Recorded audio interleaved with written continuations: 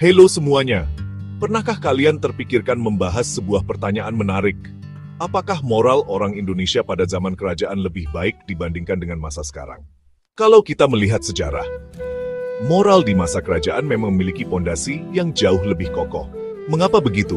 Karena kehidupan pada masa itu diikat oleh 3 hal utama: agama, adat, dan kepemimpinan. Pertama, agama dan kepercayaan menjadi dasar moralitas.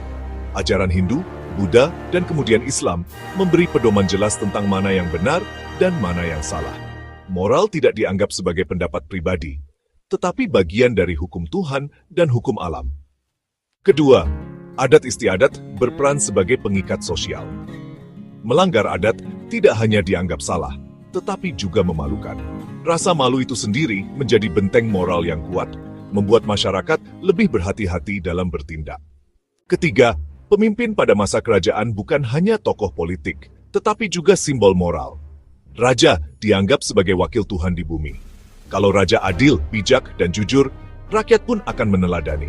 Inilah mengapa kualitas moral rakyat banyak dipengaruhi oleh kualitas moral pemimpinnya.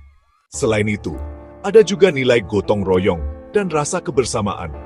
Rakyat merasa menjadi bagian dari kerajaan, sehingga kesetiaan, kejujuran, dan pengabdian menjadi bagian dari harga diri. Jangan lupa, ada pula sanksi sosial maupun spiritual yang membuat orang segan untuk berbuat salah. Sekarang, bagaimana dengan masa kini?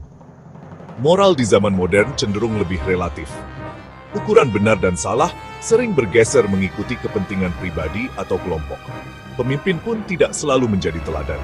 Banyak contoh penyalahgunaan jabatan dan korupsi yang justru merusak kepercayaan masyarakat.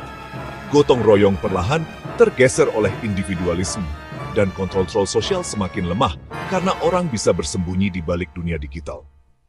Lalu, pertanyaannya, apakah ide pembentukan moral di zaman kerajaan masih bisa diterapkan oleh orang tua zaman sekarang?